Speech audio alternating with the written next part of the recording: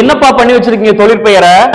இந்த மாதிரி 4 சொற்களை எழுதிட்டு சொல்லோட கடைசியில அல் வந்தா தொழிற்பெயர், தல் வந்தா தொழிற்பெயர் அப்படின்னு இலக்கண குறிப்பு சொல்லி கொடுக்கிற நிறைய காணொளிகளை பார்க்க முடியுது.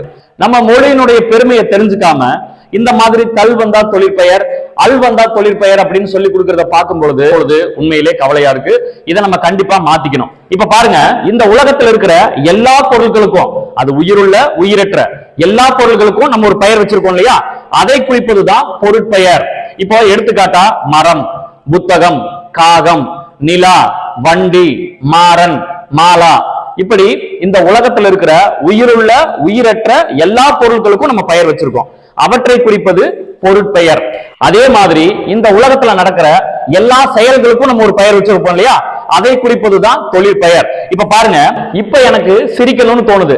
இந்த சிரிக்கிற செயலுக்கு நம்ம என்ன பெயர் வச்சிருக்கோம்? சிரிப்பு, சிரித்தல், சிரிக்காமை. சிரிக்காமை அப்படிங்கிறது நம்ம சிரிக்காம இருக்கிறதுக்கு வச்சிருக்கிற பேரு. இப்ப பாருங்க, சிரிப்பு தொழிற்பெயர், சிரித்தல் தொழிற்பெயர், சிரிக்காமையும் தொழிற்பெயர் தான், ஆனா இது எதிர்மறை தொழிற்பெயர்.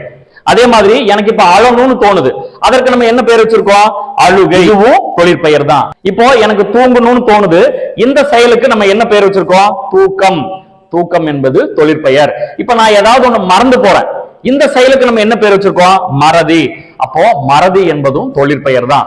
ஷார்ட்கட் படி பாக்குறத விட இலக்கணத்தை நம்ம சரியா புரிஞ்சுக்கிட்டோம் அப்படின்னாலே ஒரு சொல்ல பார்த்த உடனே அது தொழிற்பெயரா இல்லையா அப்படிங்கறத நம்ம ரொம்ப எளிமையா தெரிஞ்சுக்கலாம்.